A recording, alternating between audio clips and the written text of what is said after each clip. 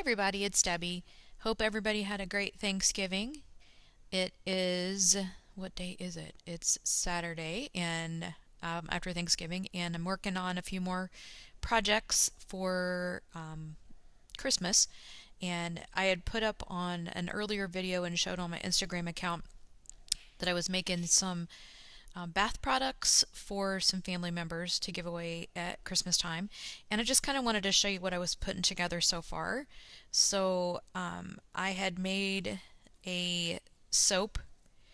I used a melt and pour base and then did a decorative soap with this.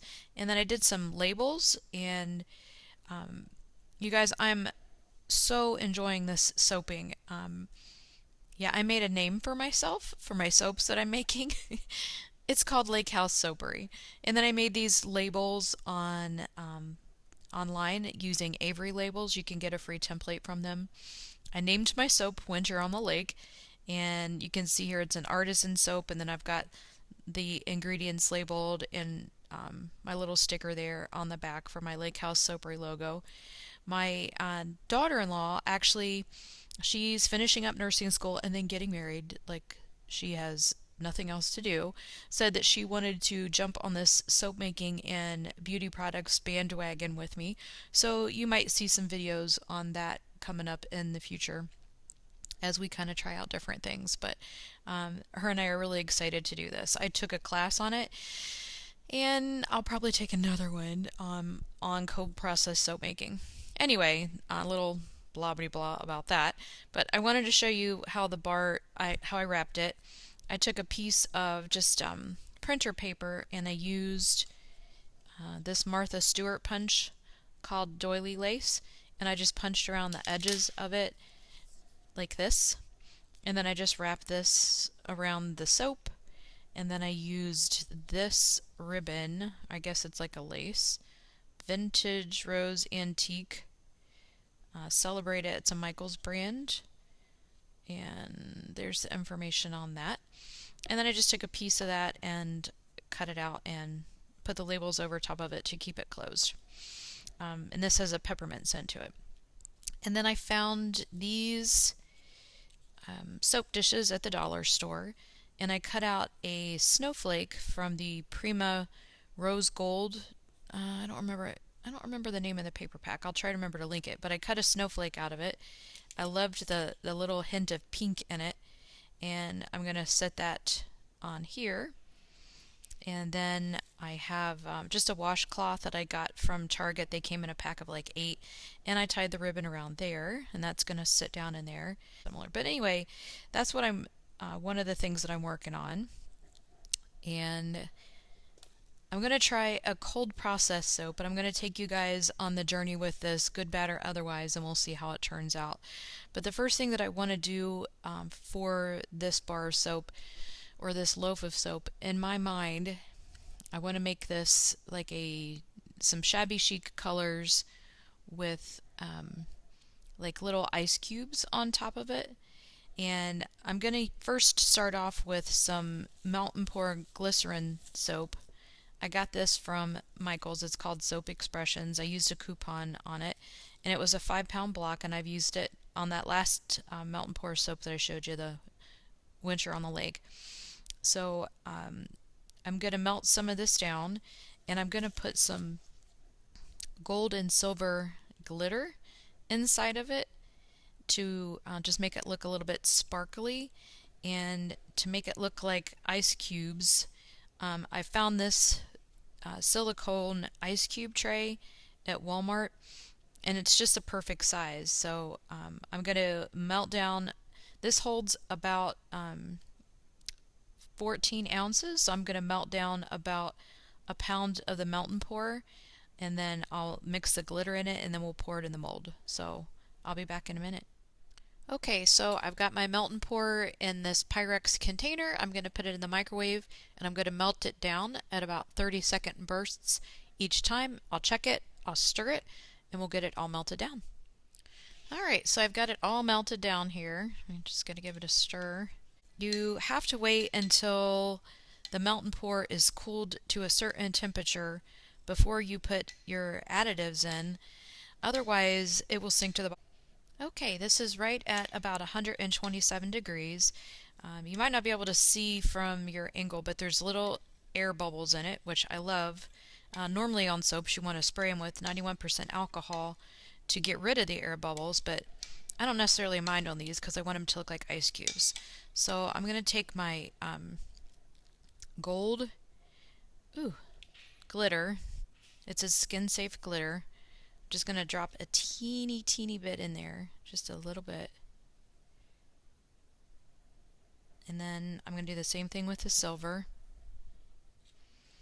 These I got from Hobby Lobby. I don't remember the brand. And a little bit there. And I'm going to stir it in. And it'll hopefully... Yeah, it's kind of settling in there. There it is, all stirred in there. I don't know if you can see that or not, hopefully. Kind of bubbly, lots of sparkles and some bubbles. So I'm going to go ahead and pour it into my mold. I'm just going to go ahead and change my angle here. I'm right-handed, I don't want to mess up. So I'm just going to fill each of the cavities with the mixture. Alright, there they are. I've got to let them set and harden up, and then I'll be back in a little bit and I'll show you what they look like when I get them unmolded. Alright, I'm back, and let's see if we can unmold these. Let me give you a close-up of them. So I had to move it, like I said, and I kind of drug it a little bit, and you can kind of see where that's like rigid across it, but I don't mind. Again, it's supposed to look like ice cubes, so you can kind of see the glitter in here and the bubbles, which is all fine with me, so I'm going to try to unmold it. We'll see here. Never use this. And I'll be back to kind of show you more of what I decided to do with these. Alright. Alright, well I decided to cut them down, so here was the original size. And that's pretty big after I thought about it, for what I want to use them for. That's more like I decided to chunk them into quarters, and then I put them in some of that skin safe glitter, and I'm just kind of rolling them around in the glitter to give them a little bit more of a sparkly look. All right, well let me show you what I've done here. So I've only made 2 other batches of cold processed soap, and still very new to it. Still not sure how much of a trace I should have versus not have if I want to work with the colors. So many things I'm not sure of. So let me show you. Here's one of the things. This was kind of leftovers. Let me tap it down a little bit. So yeah, it'll look prettier later. But let me show you the loaf that I ended up making. At least I hope it looks pretty later. Let me bring it over here. Let's see. This is the loaf that I ended up putting together.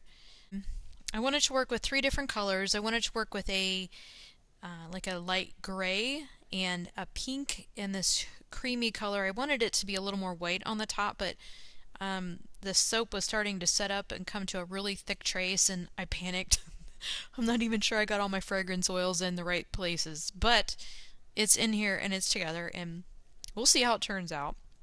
If nothing else, I can chuck it up and use it for myself, and it'll be a really a nice feeling soap, I hope. There's 5 different oils in it.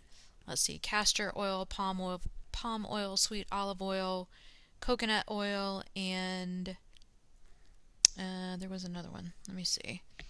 What did I say? Sweet almond, coconut, pomace, palm, and castor. So yeah, 5 different oils. And I had a couple of different fragrance oils that I just mixed together. I had some brambleberry, I think it's called Sleigh Ride, but it opened when it was in shipping, so it was a sample that they sent, and I didn't really have enough to do much with, so I added the Sleigh Ride to some of the brambleberry champagne.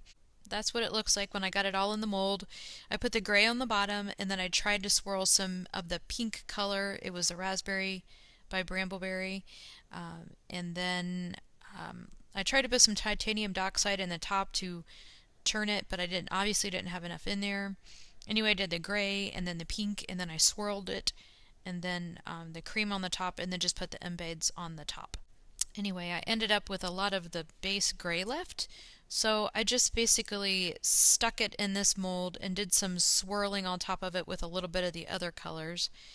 And I think it'll look a lot prettier when it's set up than it does in the mold right now. It looks pretty messy. But I had some of these rose embeds that I made from Melt and Pour a while ago. These right up here. I don't know if you can see them. Oops. Ugh. There it is. Those. I'm gunky, sorry. And I wasn't really doing anything with them, so I chucked them on the top of here. And if nothing else, it'll be, I think, hopefully if the color stays this gray color, it'll just look kind of swirly and soft on the top instead of just so gray and harsh. Well, here we are by the magic of YouTube, and I think I'm going to try to unmold some of this. I'm not sure about the loaf. We'll just have to see. The small soaps that I chucked into here at the last minute when I panicked and didn't know what to do with all the extra. I kind of fiddled around with them last night and loosened this one up, so it's a little crumbly on the bottom, but it's my own fault. I know it's not like Melt and Pour. You have to leave it in the mold. But I was just so curious. So anyway, I'm going to go ahead and pop these out and we'll take a look at them. I'm going to start with the one I already know I messed up a little bit.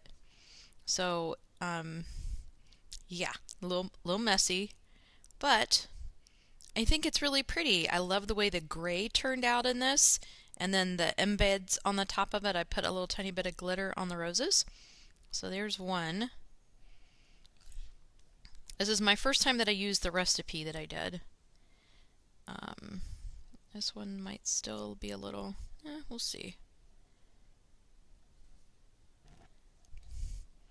I'm so new at this. Everything I'm so nervous about. I need to just remember it's soap. Okay. That came out better. I didn't whack it down on the countertop like I should have to get rid of air bubbles. So again, I was panicking. So there's that one. That's really pretty, I think. So I got 6 of these. And I wish you could smell them. It's a combination, I think I said earlier, of Champagne by Brambleberry and their Sleigh Ride soap. So I'm going to set these over here to the side. So I'm going to take a look at the mold. Let me wash my hands here. This is the way it turned out on the top. You can see a lot of sparkle on it. I think when I put it in to cover it up, I have a cardboard box where I sat it down inside of it, and I put some towels over it to keep it warm. And I think the towels were a little too heavy, and it mushed a little bit of it. But that's all right. Nobody knows that, right? Shh, don't tell. So that's the top of it. Turned out pretty sparkly. So I'm going to try to get this out. So I'll be right back. It wasn't that hard. I just tipped it over and it slid right out. So, nervous. I'm going to start by trying to pull the mold away from the sides and see what it does. I did it! That was probably really loud. I'm sorry. So there it is from the side. It does not have the swirls that I was hoping it would have from the outside. And I guess this might be the gel phase here where it's a little bit darker. So maybe that was going through gel phase here. But I don't mind the color change. I love the colors actually. This cream turned out really pretty and the pink looks nice. So yeah, I'll be right back and we'll see if we can set it up to get it cut.